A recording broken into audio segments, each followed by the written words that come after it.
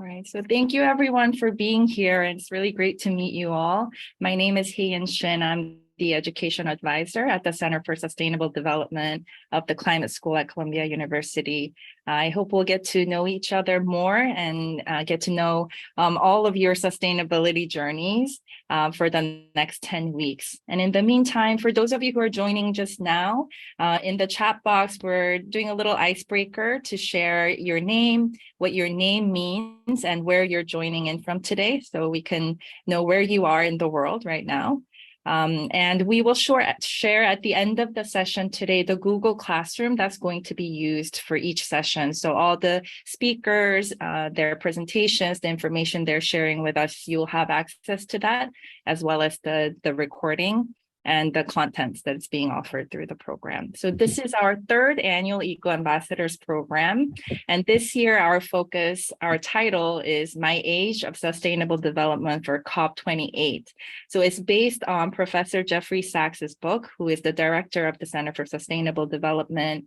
A few years ago, he wrote a book that really illustrates, gives a broad stroke of the different sustainable development issues that need to be considered as we really think about our efforts and endeavors for sustainable development. So you'll see some of our topics aligning to the way the book has laid out the different issues.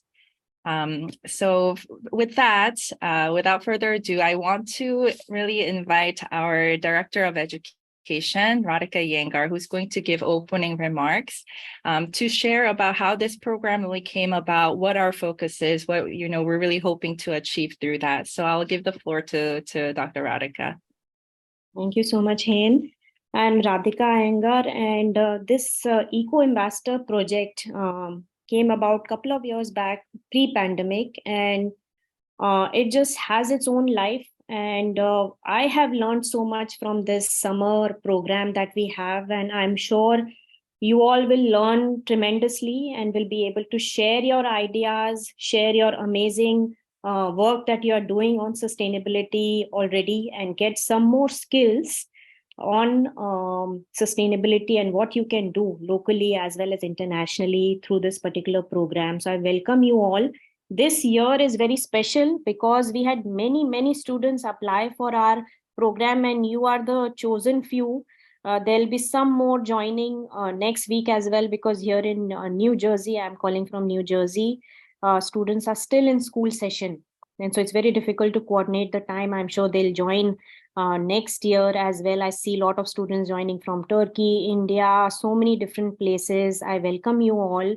I just want to also share this, another person who helped to make this program happen is Mariam Rabi. She's joined online.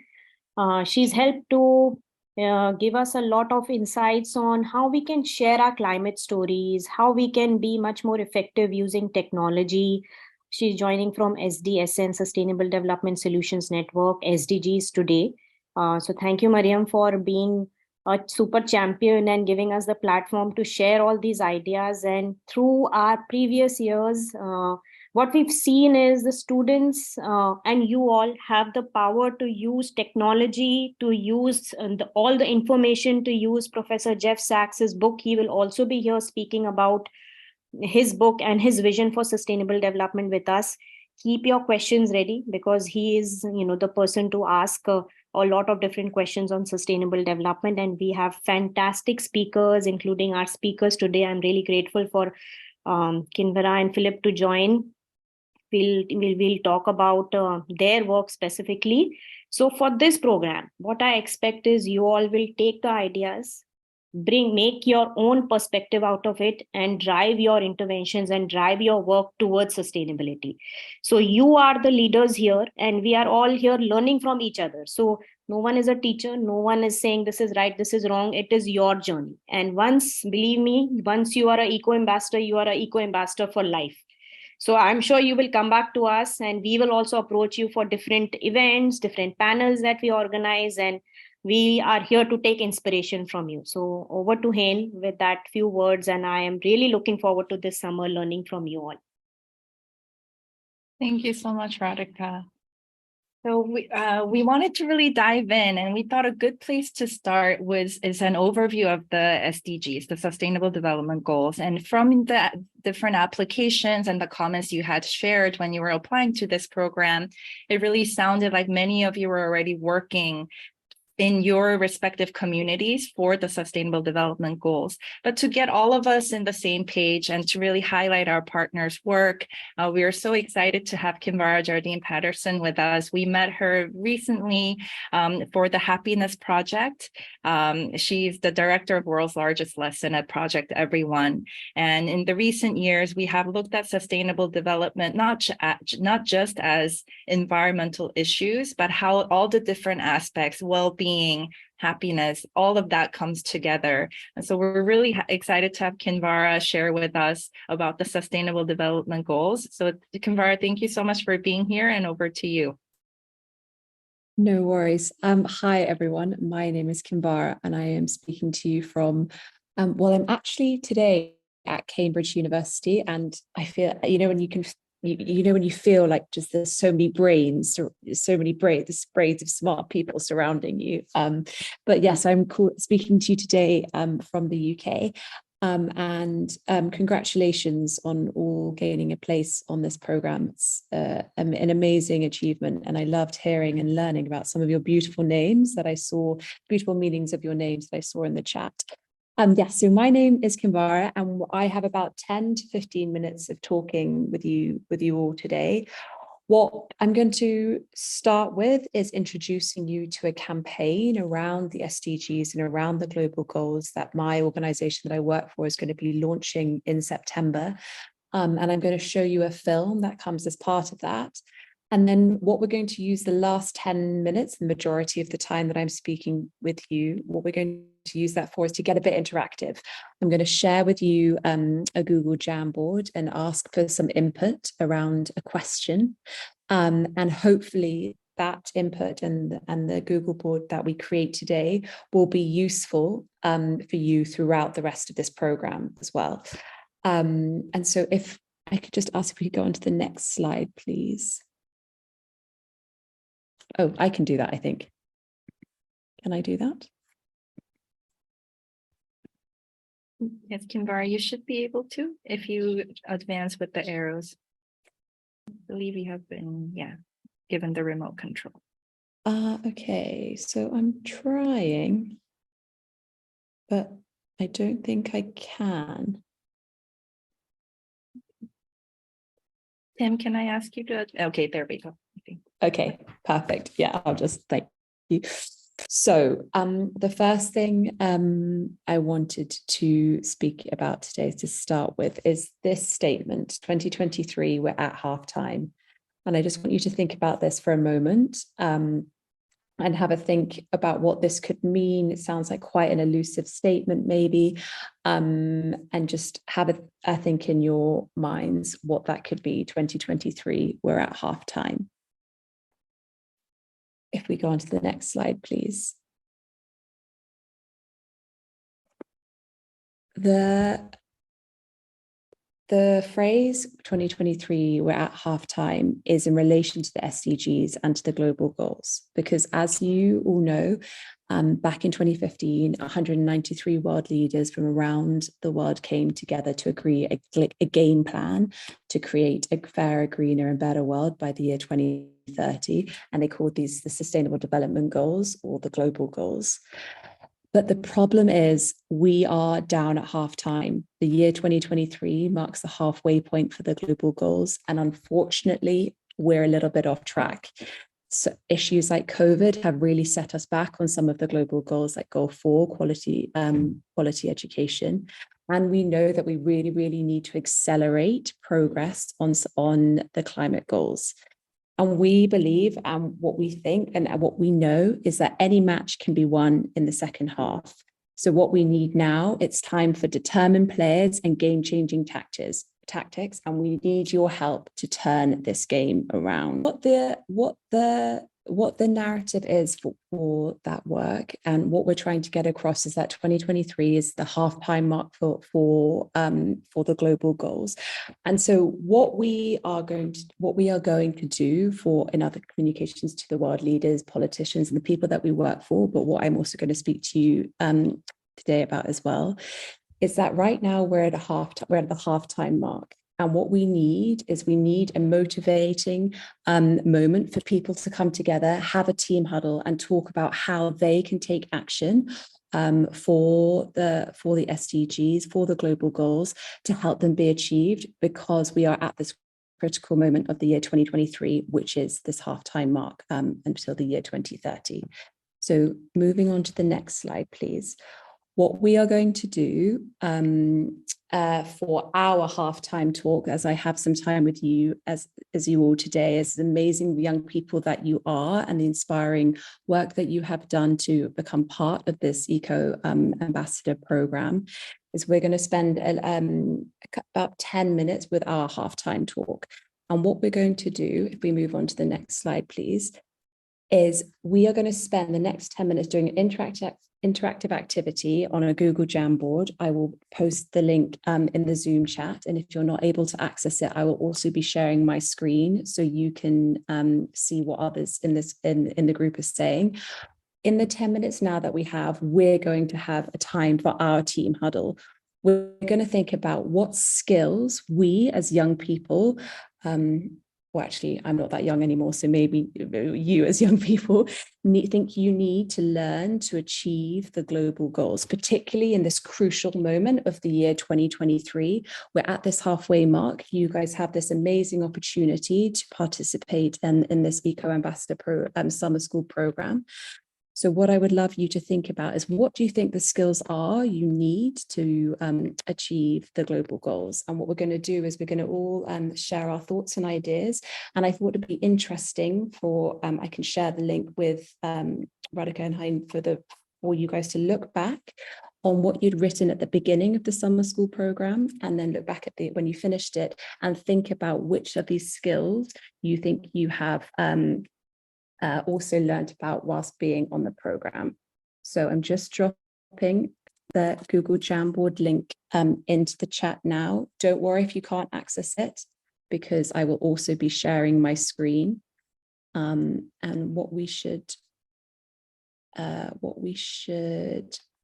come up to here. Amazing. I can see some people on here already. They're moving the post-it notes around. They are getting involved in the action. Go for it, grab one. Let me know what you think as a young person, some of the skills you think you need to achieve the global goals, but also what are some of the skills you are looking for, you think are important to you as you develop and as you go through this summer school program. And as I said, we will use these to look back on as a bit of a reflection activity. Great. I can see ideas, collaboration, communication, really interesting. Lots of conversations we've been having to do today as well about collaboration and communication, how we can help develop those skills in young people. Leadership. I love that. And what I might do as you're typing in some of these ideas about what you think some of the skills are, if it's okay, I might pick on one of the post-it notes and ask whoever who wrote it to just unmute themselves and talk a little bit more about why they think that's a skill that they think young people need to achieve for the global goals. I can see someone wrote advocacy skills. Whoever wrote that, would you be comfortable enough to unmute yourself and just share with the wider group why you think it's important that young people achieve and learn about advocacy skills for the goals? Sure, I can share. I was the one that wrote that, but I think that as youth, we hold so much power to stand up to people that are polluting our planet. And so I think that in order to do so, we have to have the skills to advocate and to stand up for ourselves. And I think that's particularly meaningful, especially in the context of climate change. I love that. And sorry, do you mind just saying your name and where you're calling in from? Sure. My name's Senna, and I'm calling in from Tokyo right now. Oh, it was lovely to meet you, and thank you. And I couldn't agree more. I think particularly as young people, learning how to have those skills is critical. And then there's another one, that there's another post-it that I've seen that's caught my attention, rebellion. I love that. But whoever shared that as one of the skills that they would like to learn about, do you feel comfortable, if it's okay, to unmute yourself, and also explain why you think that's, yeah. Well, I think it's important to be a rebel because, well, in my country, Mexico, they kill a lot of activists that advocate for the environment. It's very suppressed. It's very well, threatened, and most of us just don't say anything because we know we're gonna get silenced. So I think it's important to be brave and to be able to rebel against those that don't want us to speak up. That's a fascinating insight. Thank you for sharing that. And I think, you know, there are many places and many contexts around the world where being able to speak up for action and for taking action for the issues that you care about is becoming more and more challenging. So thank you, Lara. I think that's how I say your name. Thank you for sharing that. Okay, well, we're coming to the end now, and I love that, you know, in these couple of minutes that you all had, you've already shared so many ideas about what skills you think are needed. As I said, we will keep this open, so keep writing some thoughts and ideas down, and I can share it. I'll share it back with Veronica and Hein and the other organizers of this event. And just what I would love to leave you with is that this idea that it's the halfway mark for the global goals, the year 2023, and you have the power to create your own team huddle. You have the power to bring the people of those who the communities in your lives, your friends, the people that you connect with through programs like this, to bring them together and think, okay, what's our team huddle? What's important for us? How can we keep going to take action for the global goals? So yeah, thank you very much, everyone. And it was great to have the opportunity to speak with you all. And I wish you all the best for the rest of the next 10 weeks. And I can't wait to hear more about what you get up to by the end. Thank you, Kinvara, so much for this session. It was really great to get the broad picture and being reminded of our progress where we are, right? I think oftentimes we talk a lot about the goals we want to achieve and don't necessarily always take the time to come together and discuss where are we at now and do we need to shift direction, you know, do a self-assessment, which is such a big part that is so necessary for taking next steps. I know you need to jump off very, very soon, but are there any just last minute quick questions for Kinvara before she leaves? If you are comfortable unmuting yourself, we'd love to hear you. If not, please feel free to use the Zoom chat to ask any questions. And as Kinvara mentioned, we'll make sure everything she shared with us today we have in our Google Classroom so that you can access it even after the session. We have a question from Lara. Go ahead. Yeah, I was just wondering what was the name of your initiative that is going to launch in September? Oh, sorry, I didn't even say the name. So the organization that I work for is called Project Everyone.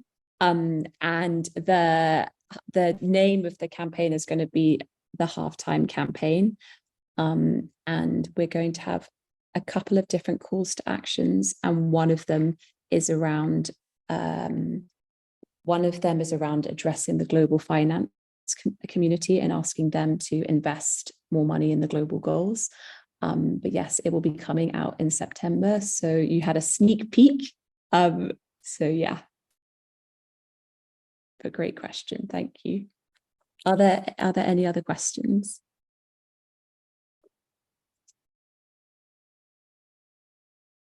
They're great. There's a slide here that also shows Project Everyone, a little information about the organization as well. No other questions? Oh, Robert, go ahead. Yeah, thank you for sharing all this. I think the halftime thing is something I haven't thought about. I know I've heard about like the 2030 and like the 2050 dates, but the halftime thing was something that was really creative, I think. And so my question was like, as we sort of move towards these long-term goals, how do you believe like that, how do you believe the relationship should be between like broader institutional change to actually solve these issues that take decades to solve for, and also like smaller steps that each of us can take? Like, how do you balance those two things in your work? Oh, Robert, that is a great question and a big question. I will try and answer. First of all, thank you for saying that you like the creative of the 2023 halfway campaign. I can't take credit for it because it's a group of amazing creatives that I work with, but I think the answer to that is also tied in with the answer to your wider question, in that often we see the year 2030 or 2050 as timelines and deadlines. And unfortunately, we as humans have this tendency to not be able to think very far in advance and not be able to think very far into the future. And so what we wanted to do here is really hook on to this year 2023 halfway mark, because we wanted to really hit home into people's minds that 2023 is now, it's right now. And sometimes people, particularly in positions of power, can think that by the year 2030, I'm not going to be in an elected government seat. I don't really need to care or make long-term planning for that time. That's so far in advance. So that's why we kind of created this narrative for this campaign. And then in answer to your question about how do we balance institutional change with individual change, with the work that we do, we try to advocate and influence at big system levels, so with the UN and with businesses. But then specifically in the work that I do, we also work very closely with young people and children and students. And so we always try to give and inspire ways which children and young people can take action. But we never talk about taking action in an individual term without also asking them and young people to look at and evaluate the system within which they operate. Because I think sometimes as educationists and education organizations, we can be a bit guilty of asking children and young people to look at tackling issues in silos and not asking them to think about the wider system that they operate in. And actually, when you've got some of these really big critical challenges that the global goals are trying to address, you need to think about them holistically, because there are so many different people that are going to be impacted by them. So we try and do a balance between individual action, but also the big system level action as well. But that was a great question. And I might even think about it and reflect about it what you asked us on the train home, and I'll email over a better response to Hein and Radhika so that they can share more of my thoughts with you. Thanks so That much. was a great question. Yeah, it was great. I think all of us were I could see in everyone's faces, we're all putting our thinking face on. So thanks, Robert, for the question. And thank you, Kinvara, so much for everything you shared today. I know you need to hop on a train, but we will definitely be in touch. And actually, Kinvara is joining for a later week of our program. So you'll get to see her again in our future weeks. So thank you, Kinvara. So now we're hopping over to global citizenship. And we have the perfect person and perfect partner with us to talk about it is Philippe Harnik. He's the executive assistant to Dr. Heinz Fischer, an organizational associate at the Bankimon Center for Global Citizens. Of course, Bankimon being the former Secretary General of the United Nations, and one of our partners of our work with Mission 4.7, which is working toward transformative education to achieve Target 4.7 of the SDGs. So Philippe, if I can ask you to come on screen and introduce yourself and share about your work and about this big idea of global citizenship, what that means for your organization, for your work, what our students can take away on that topic. Thank you, Philippe. Well, thank you, Hein. Thank you, Radhika, for having me. It's a huge pleasure being here with you today.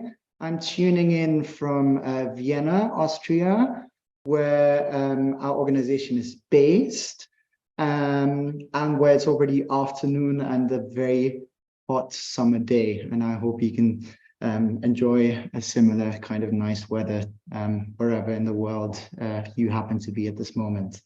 If I could kindly ask you to display the next slide, then I'll get started right away. And the next slide after that, in fact. So the organization that I work for, that I'm a program officer for since yesterday, actually, before I started as an organizational associate, I've been promoted to a program officer now, is called the Bankimon Center for Global Citizens. And how we came about is that the two gentlemen that you see displayed on this slide, Ban Ki-moon, previous Secretary General of the United Nations, and Dr. Heinz Fischer, who served as the 11th President of Austria between 2004 until 2016. Following their official roles, they came together, they looked back on a long friendship, and they went on a hike in the Austrian Alps. And they had a conversation, and they talked about what they could do to, since both of them weren't ready to just retire and start watching Netflix from now on, and wanted to keep going. They had a conversation about what they could do to keep working on the topics and issues they were most passionate about, namely, and we've already heard about it previously, namely the Sustainable Development Goals, as well as the Paris Climate Agreement, which were both adopted under the leadership of Ban Ki-moon as Secretary General of the United Nations. And so as a result, the Ban Ki-moon Center for Global Citizens was established here in Vienna as one of the few capitals of diplomacy globally, as one of the seats of the United Nations headquarters alongside New York, Geneva, and Nairobi. And recently, we've also established an office in New York, as well as a sister office in Seoul in South Korea. And fundamentally, what we advocate for is governmental policy making on global issues, such as sustainable development, climate action, gender justice, and transformative education, while offering direct opportunities to young change makers and high potentials such as yourselves. And we aim to give you a voice and amplify your voices, as well as equip you with knowledge on sustainable development and the SDGs, the necessary 21st century skills, as well as so-called global citizenship values. And what that entails exactly, I'll get to in a second. If I could get to the next slide, please, and actually we can skip this one. As you've already heard about the Sustainable Development Goals and the Paris Climate Agreement, so the slide after that, please. Right, getting into the nitty-gritty of our work. So essentially, our big vision is to build a better, more sustainable world based on universal respect for human rights, regardless of age, gender, identity, religion, and nationality, through adopting a global citizenship mindset. Now, what we mean by that, at its core, former Secretary General Ban likes to refer to global citizenship at its most fundamental core as the simple action of acting with passion and compassion. So realizing that we are, as a whole humanity, we are confronted with several issues that demand us to adopt a mindset of thinking as citizens, not only contained within our separate nation states, but more globally as world citizens. To concretize this notion, there are certain issues such as climate change or the pandemic that have really made it very obvious that certain issues cannot be solved within the confines of a nation state. Instead, they require people to collaborate across national boundaries and indeed on a global scale to tackle issues that concern each and every one of us, and particularly the young generation, since it's them who will be most affected by issues like climate change in the future. Now, how do we work and build this global citizenry that I just spoke about? Can we stay on the previous slide for a second? Thank you so much. So essentially, our work revolves around two strategic pillars, which is on the one hand, policy on ministerial high levels, where we work with senior politicians such as ministers of education or the environment, even prime ministers, and where we advocate for the changes that we believe are necessary for a sustainable future. And on the other hand, we work on empowerment with a particular focus on women and youth, as their voices are most often underrepresented. And we aim to provide young change makers with a platform and the necessary support in making their ideas come to reality. A few concrete examples of this, and now if we could have the next slide, please. And these are just some of our ongoing projects. One of our focus areas is on agricultural adaptation. While there is a lot of funding going into climate mitigation, what is often not realized is that a lot of smallholder farmers, particularly in Africa, are already feeling very tangibly the effects of climate change. So what we're doing is we're working with change makers on the ground, and one project or one focus is, for instance, in agricultural adaptation, where one of our change makers, for instance, started a project on vertical farming. So how to maximize food output given a limited amount of space. We support these projects with capacity building, but also with advocating and promoting those efforts at, say, the UN level.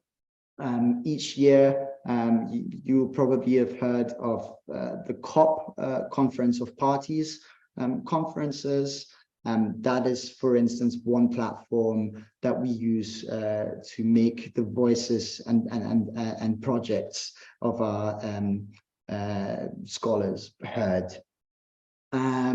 Next slide, please. We also have a number of scholarships, fellowships, and executive trainings, where again we focus on leadership training for change makers, and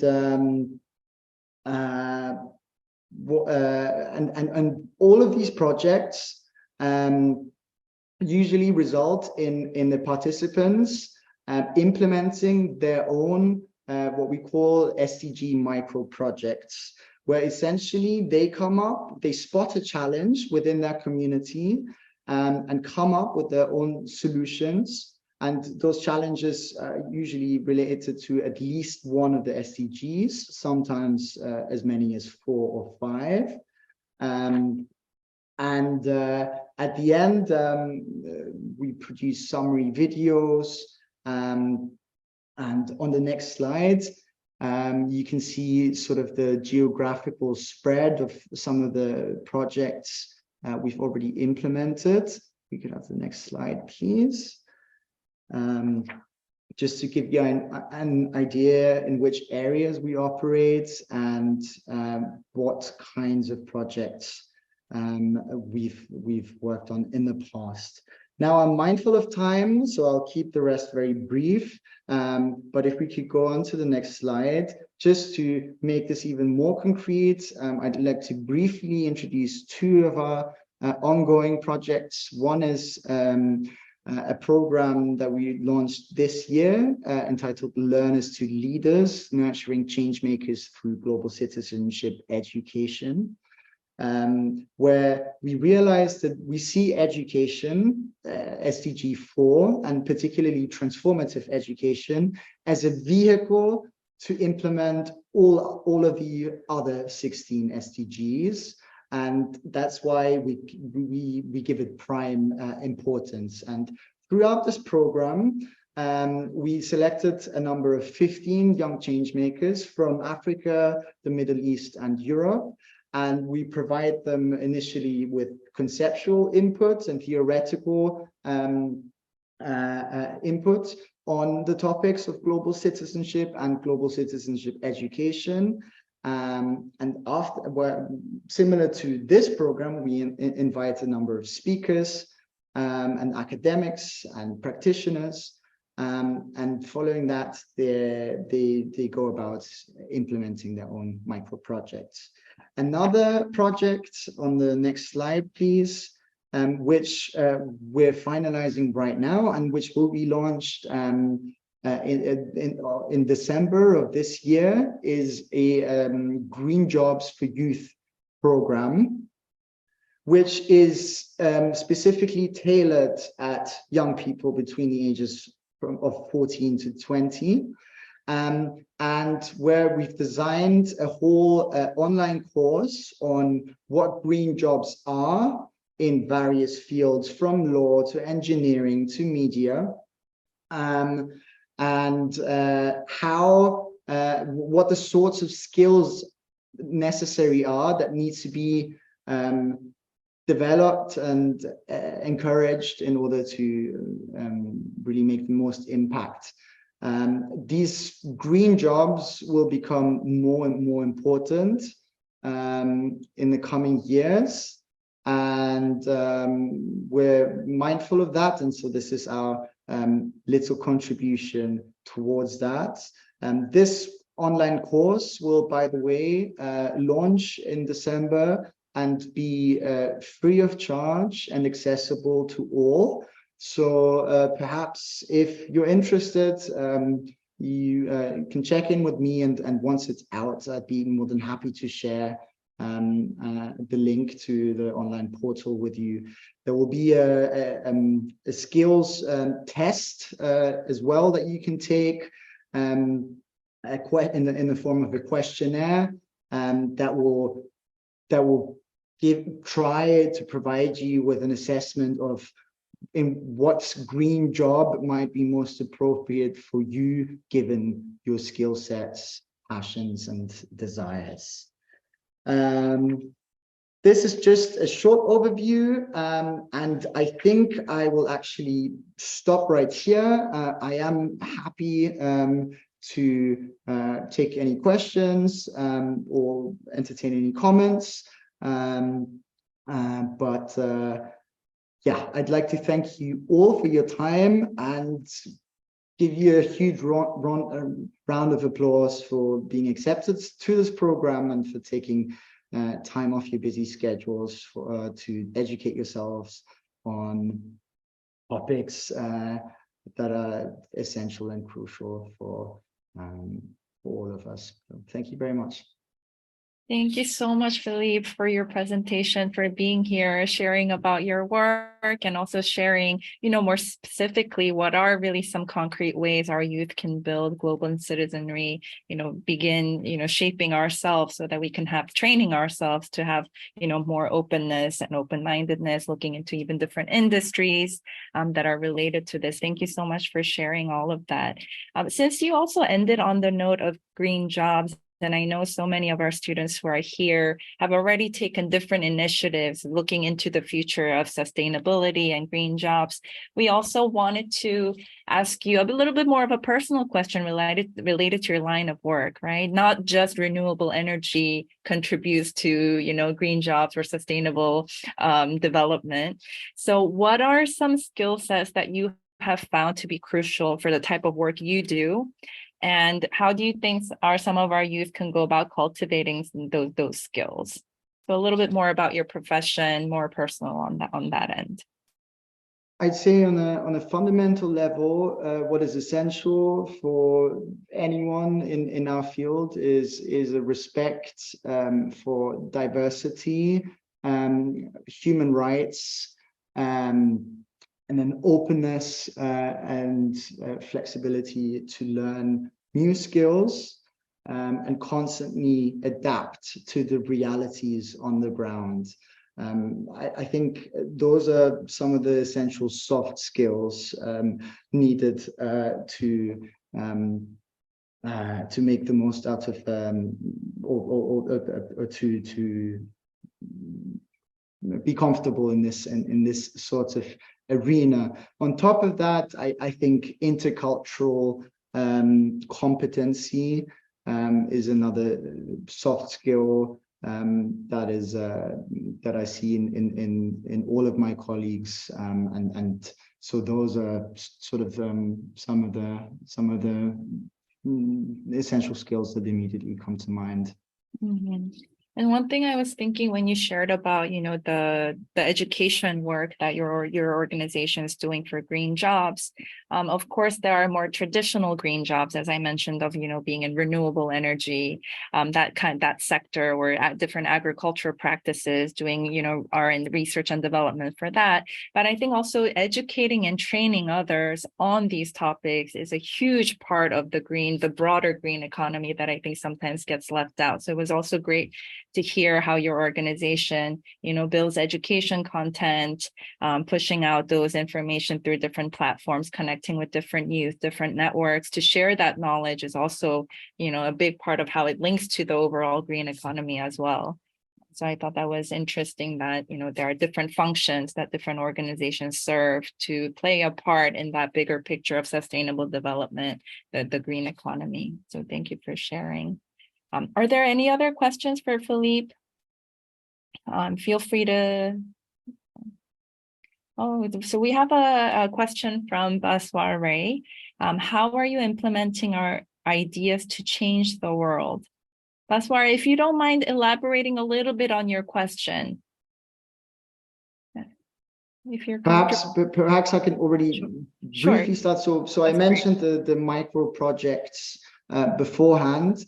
So Baswar, if you were to become part of one of our mentorship or scholarship programs, we would, in the course of this program, sit down and flesh out a project proposal where you would come up with a specific idea of a challenge you spot in your community, and then together we would turn this into a project proposal, and then we really adopt a learning by doing attitude where well, the onus would really be on you to implement, and we would try to support as much as possible. But we believe that you yourself are in the very best situation to and have most awareness of the issues that your community is facing, rather than us here in Vienna or any other place. So we rely on the experience and expertise of our young change makers. Great response. Thank you. Thank you, Philippe. Maybe with just one more question. Anyone else? And since Philippe is one of our partners, I'll make sure that other contents of our work is also being shared throughout, so we're staying in touch. Just one last question regarding your organization's adaptive agriculture initiative. How is your organization working to make this technology more accessible? So we do have limited financial support we can provide in the form of seed funding, and also we try to promote the work that is at the forefront of climate adaptation on as many platforms and through as many levels and as we possibly can. So for instance, at the upcoming COP in Dubai, we'll be inviting a number of our scholars, and we'll be broadcasting and publishing their work in order to ensure that their work will reach a maximum number of people, which in turn would hopefully attract further funding and support for their work.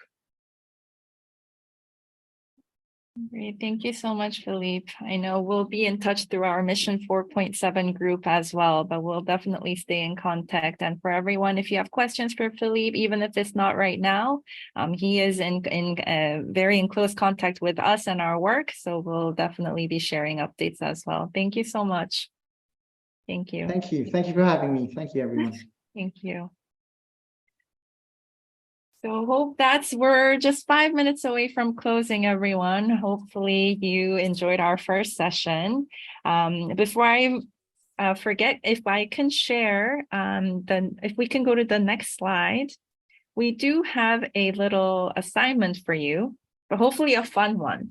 So we'll get into this a little bit more on the Thursday session, but as you know, the big part of this program is merging all of these themes that we're discussing to a geospatial data tool skill, so that you can do your sustainable development goal and your work storytelling, climate storytelling, with some concrete skills and hard skills. So in order to get there, one of the ways is we want to see what your specific interest areas are, because there are so many different sustainability issues that you can focus on, right?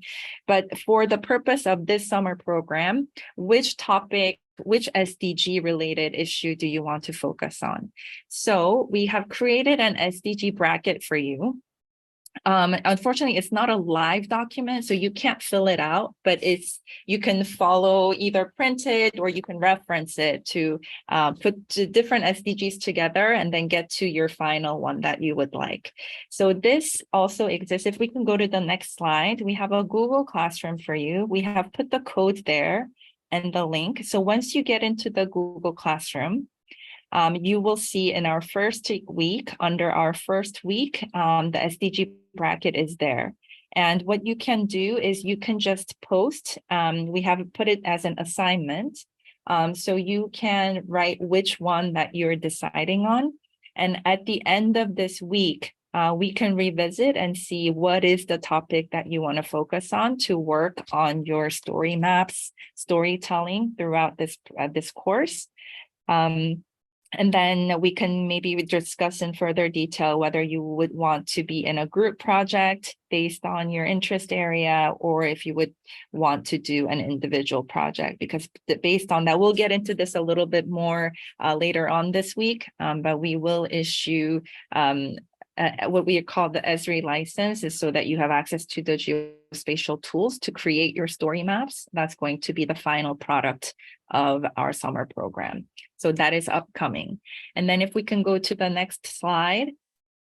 our last slide, just reminding you that please join as many sessions as you can, because we have really designed the course to speak, that the sessions kind of speak to each other. And after having attended all of them, you will get to see how, there are different threads that we have tied together between the data session and the theme days, the different assignments, food for thought questions.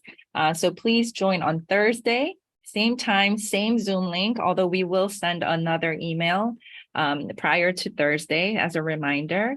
The same link you used today to join. So Thursday, 11 a.m., Professor Jeffrey Sachs will be joining to speak.